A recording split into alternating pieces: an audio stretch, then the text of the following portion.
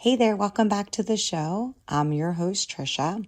On today's episode, we are going to explore the connection between emotions and especially unmet needs that we may have and how that impacts the way that we eat, our attempt at weight loss, or just health gains in general, and how that also impacts our hormones.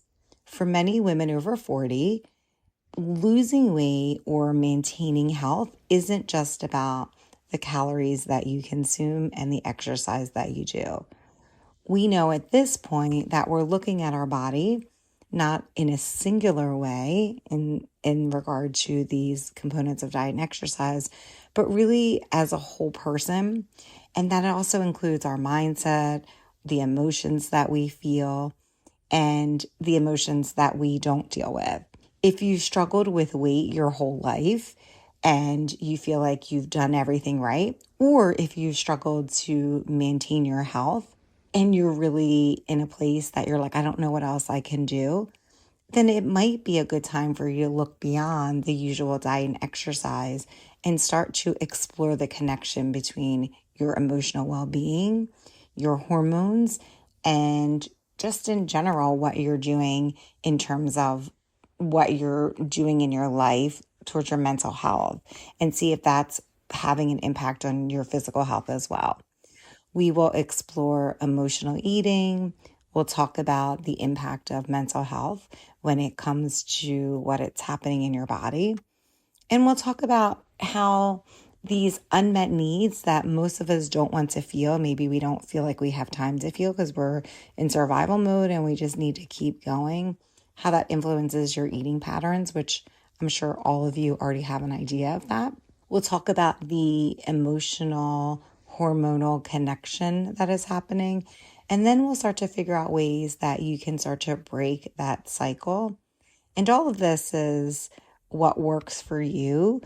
You know, I think in this journey of maintaining our health, there's always like a million different things that we feel like we should be doing. And so this episode is not meant for you to feel like you have to do one more thing, but it's really just to understand what is happening and to maybe think about what that looks like for you. So when you feel like you're in a place that you're ready to receive or ready to do something different, or if you feel like you are doing some of these things, just having that awareness, maybe that's what it is for you.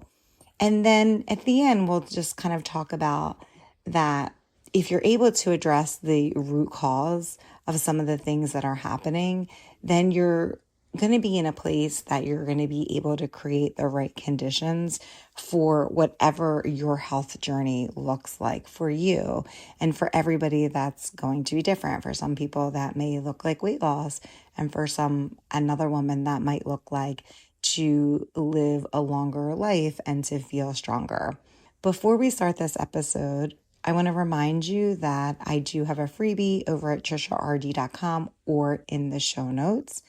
And it's 5 things you should be doing today if you are over 40. There are some quick wins and some quick things that you can start thinking about if you are ready to go to a place that you are ready to start working on your longevity and just working on your health in general. Welcome to the Whole Health Empowerment Project podcast. This show is for women over 40 who are trying to create balance in their life when it comes to food, body, self-care, and wellness. You struggle to put yourself first, to maintain consistency when something isn't perfect, or maybe you feel like you don't have enough time or willpower to achieve the goals you desire. I'm your host, Trisha Stefankowitz, registered dietitian, nutritionist. I've worked with women like you achieve their goals by focusing on the next best step, no matter how messy, and meeting you where you are right now. In this show, you'll learn practical information, actionable strategies, and mindset tweaks so that you can feel healthier, more comfortable in your body, and make choices that work for your life. Come join me in failing forward, one imperfect step at a time, into the journey of health, wellness, and self-care. Welcome to your new project.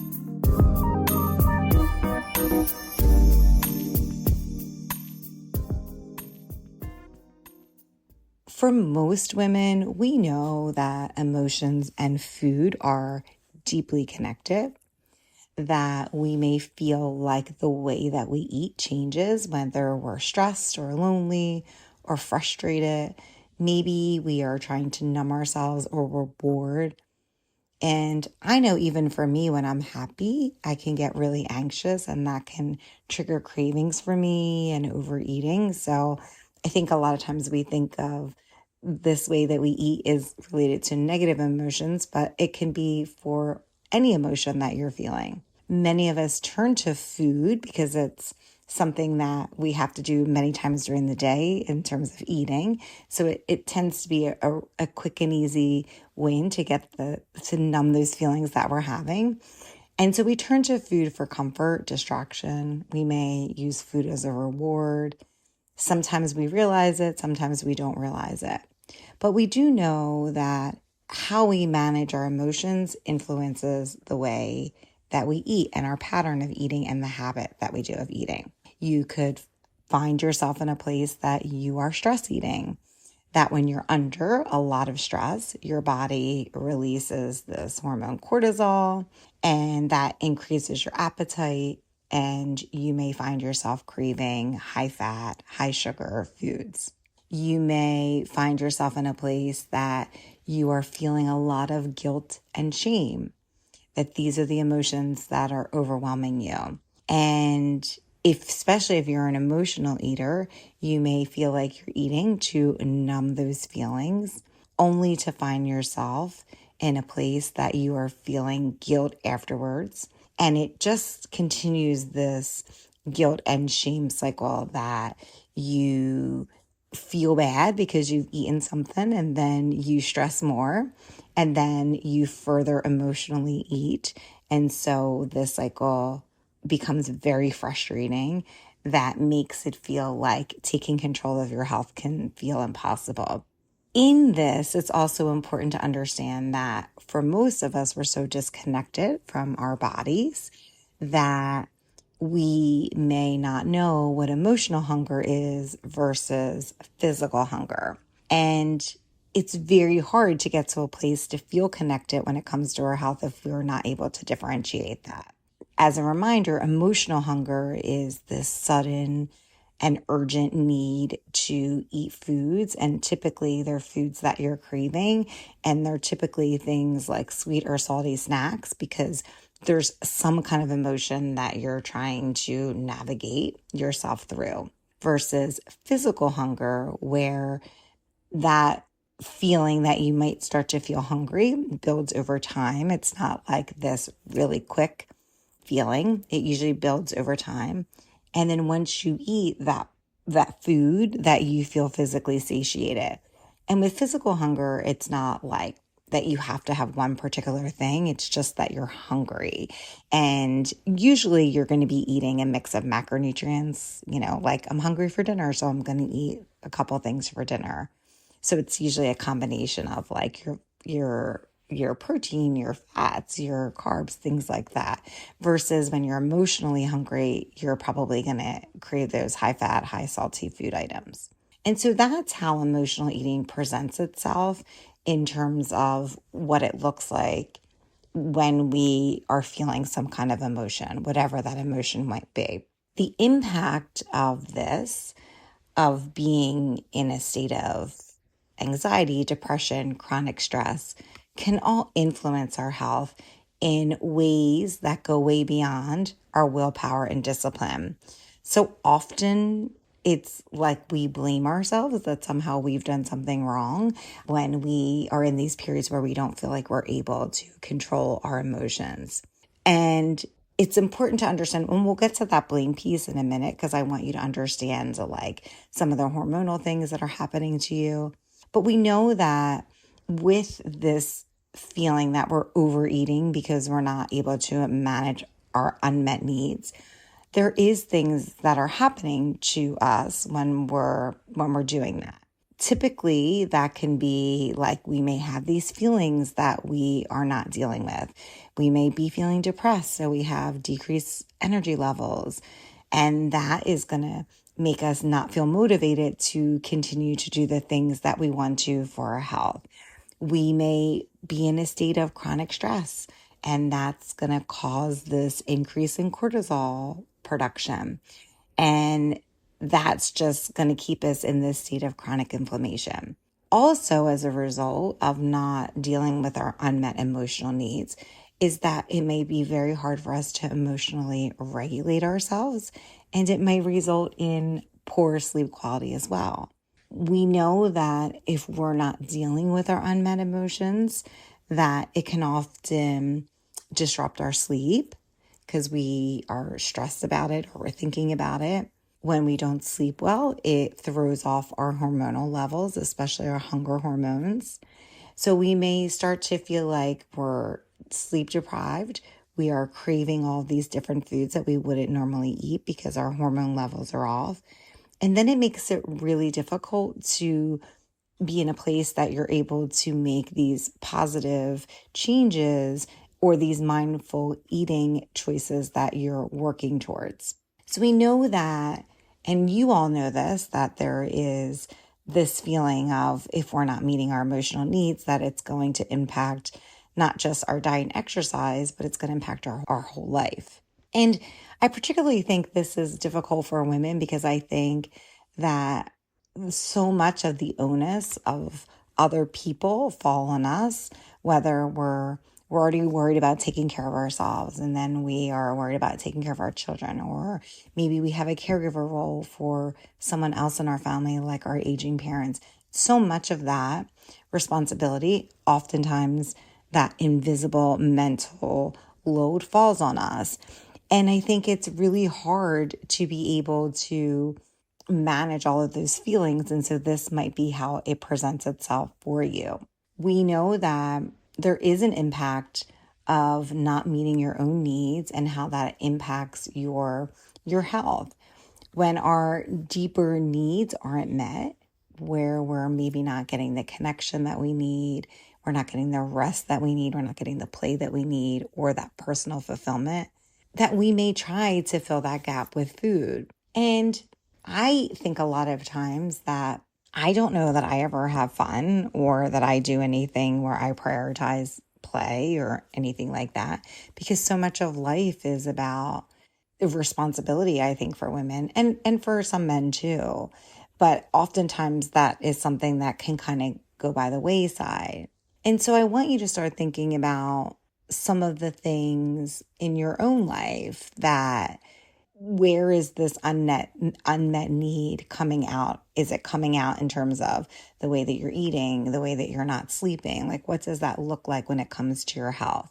We also know that there is this emotional hormonal connection, that emotions don't just influence your brain, but they can directly impact your hormones too. And when it comes to your health, that may present itself that it's hard for you to lose weight, or maybe you are just having different changes in your moods or cravings or your fat distribution. We've talked about cortisol, and last week I did an episode on insulin.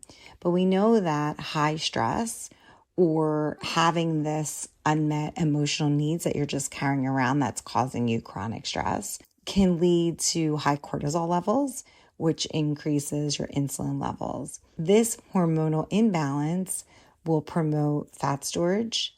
And if you're trying to lose weight, it might make that difficult to happen. And again, it's going to increase this level of inflammation in your body. We know that if you aren't managing your emotions, that there can be an impact on your estrogen and progesterone levels, that as you enter perimenopause and menopause, you have fluctuating levels of estrogen and progesterone. And so if you're not managing your emotions, or you don't even know what your emotions are, it's going to have an impact on your mood, your cravings, how you distribute fat in your body.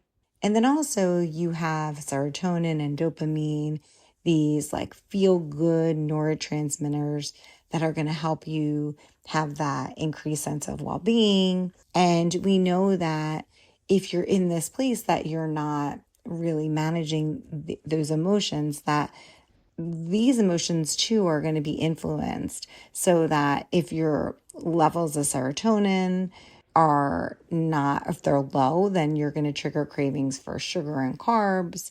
And if your dopamine is off a little bit, you may find yourself in a place that you're binge eating. So as we start to get into how do you break this cycle and how do you get to a place that you're able to not just work towards what you're eating and exercising, because that in itself can feel really overwhelming, that maybe starting to just get to a place that you are able to become a little bit more aware of what you're feeling right now. Maybe you don't have to do anything about it. Maybe the biggest thing right now for you that you can do is just to become aware of it. And so as we go through this, I want you to start thinking about the answers to some of these questions. Are you in a place that you feel that you're unfulfilled? And are you using food to soothe that feeling? Or are you using food to soothe any feeling that you have? I know for me, as I've said previously, my mom has metastatic bile duct cancer. And so for me, it's trying to feel the emotions that I feel. And it's very hard to do that in general, just to feel the emotions. And then also to feel them without wanting to stick like chocolate chip cookies down my throat is something altogether too. So there's like two components to that. And it's something that some days I'm good at doing, and some days it's a little harder. So for your own life, trying to feel, are you using food in some way to soothe or comfort you? And to not judge it, just to kind of see it for what it is. Are you eating out of habit as a way to cope with any of the emotions that you have? Good emotions, bad emotions, however you judge them or don't judge them, just to know that there is a link between maybe you're eating sometimes when you're happy. It's not just when you're sad. Maybe sometimes you're eating because you're bored or you're lonely. And to create some awareness about how you feel and to label those feelings. I think a lot of time as women, we're so used to feeling these things that we don't even label them. We're so used to just kind of being in them. But I do find, and my therapist always tells me to do that, like labeling my emotions, it does feel like it gives it a little bit more, like I'm able to notice it more and to see the impact that it has on my health when I do label that feeling or that emotion that I'm having at that time. Also asking yourself, are you hungry? Are you physically hungry? Or are you in a place that you're trying to find comfort or rest or support, and that's why you're eating? And why this is important is because what you're going to choose to eat is going to be different.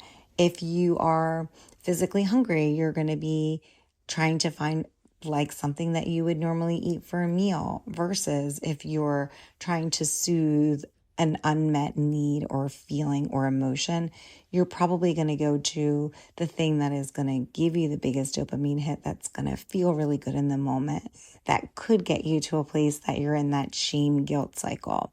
And so once you're able to kind of see that, then you can start to be like, oh, okay, I'm feeling this way, and this is why I'm eating this way, or this is why I'm doing this particular thing for my health. Because remember, we're talking about it in terms of your whole health. So it's not just about food, even though that's the examples that I'm giving. It could be doing other things in your life too, that you may feel that you need comfort. And so maybe you don't find comfort in food, but you find it in mindless scrolling on social media or mindlessly watching TV or YouTube videos in the middle of the night. And so trying to figure out how this presents itself to you when you have these unmet feelings and trying to figure out what to do about that. And I think the biggest thing is to just kind of see where it shows up in your life.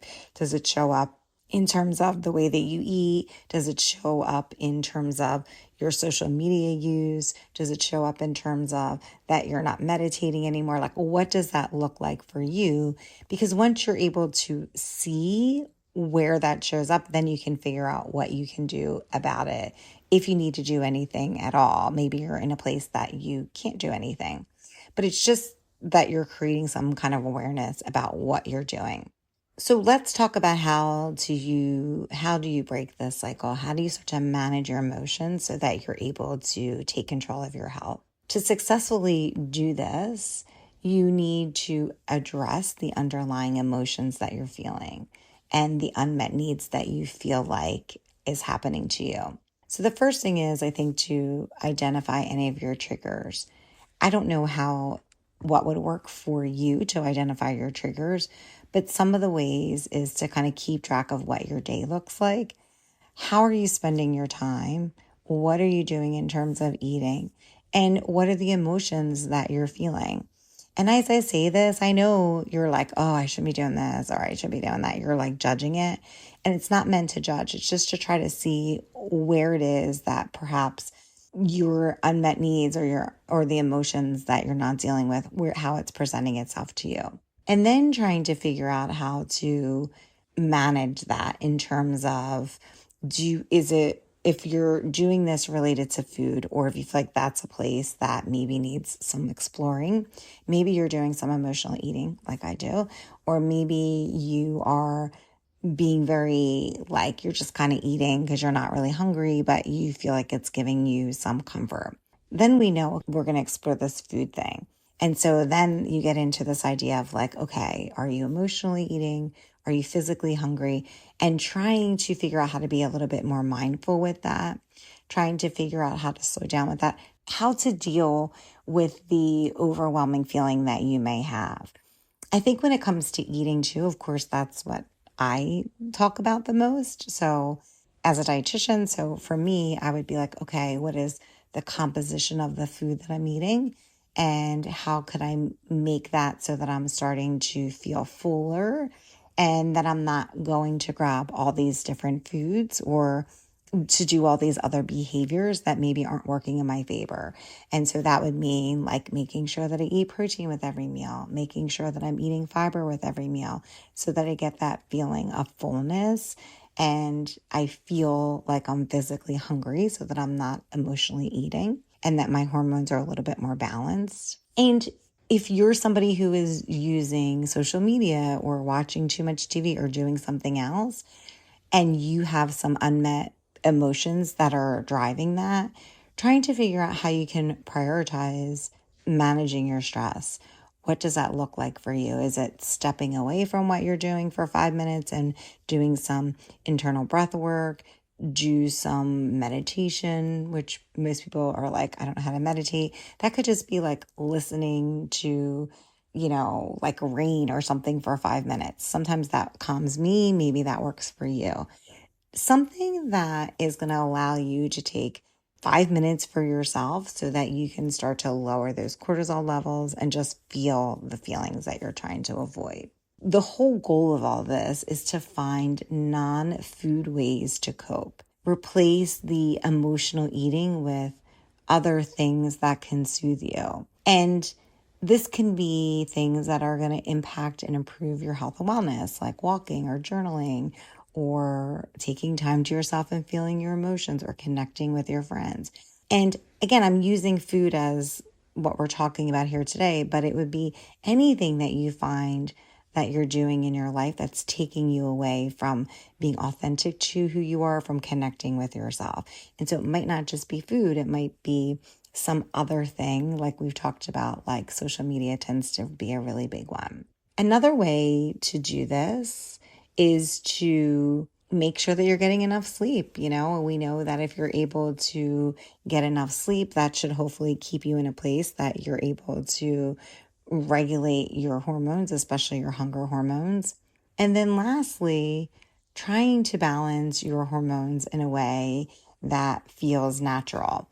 And for most people, it's like, how do I balance my hormones? Well, it's eating a whole food diet, managing your stress, getting enough movement so that you can support hormonal balance.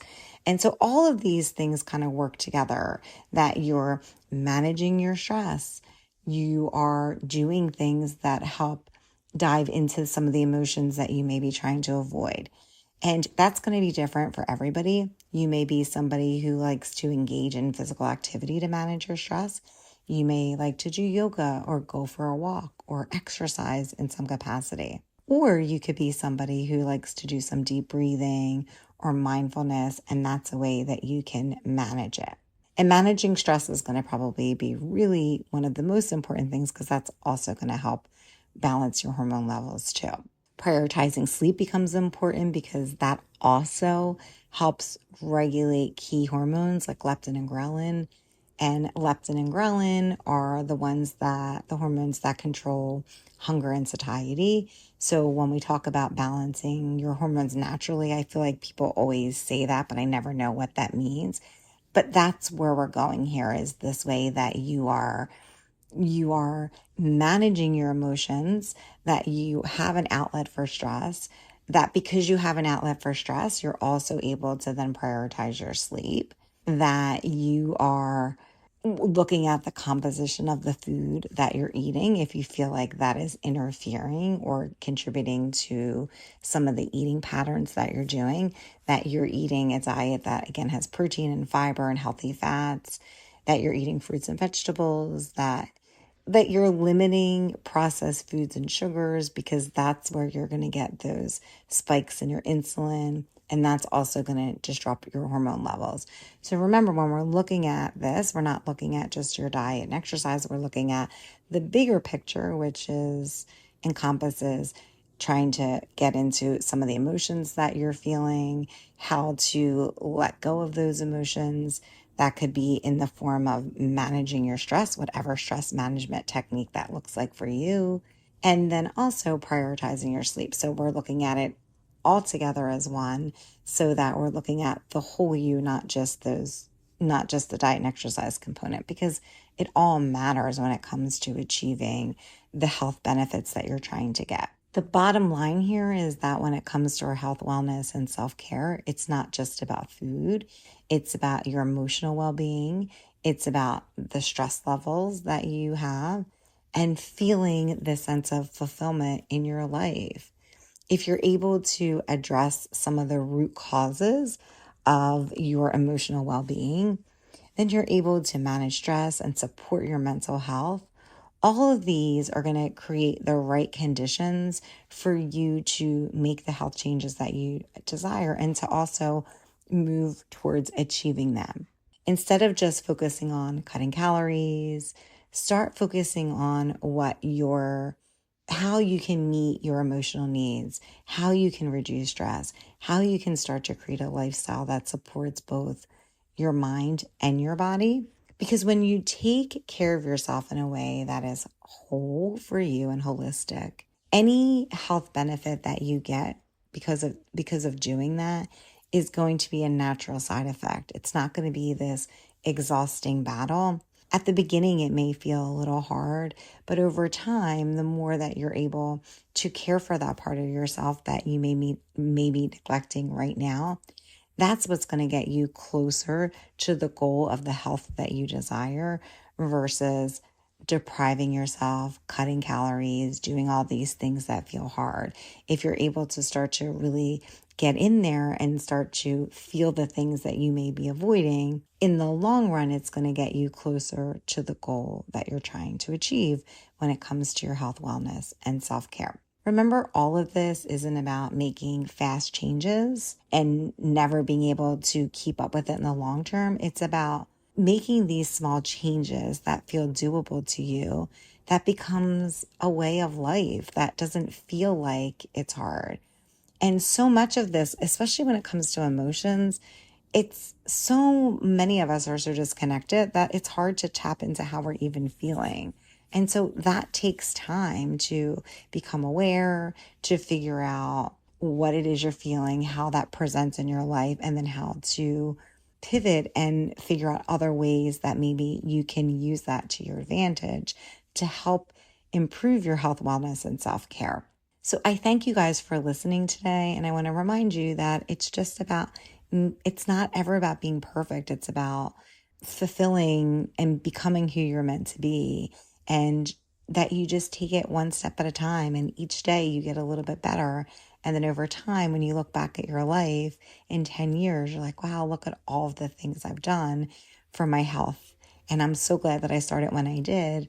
And most of those changes are going to be these little teeny tiny things that may not seem big to you today, but in 10 years, you'll be really glad that you explored it and that you did something different. So thanks again for listening, and please share this episode for anyone that you think would benefit. And I'll see you guys back here next week. Thanks so much for listening to this episode. If you found value in this podcast, please rate, review, or subscribe on Apple Podcasts or Spotify. Don't forget to share this episode with your friends. Together, we can take tiny, imperfect steps towards creating the whole health we desire and deserve. Don't forget to grab your freebie. You can find the link in your show notes or over at trishard.com. I'll see you back here next week.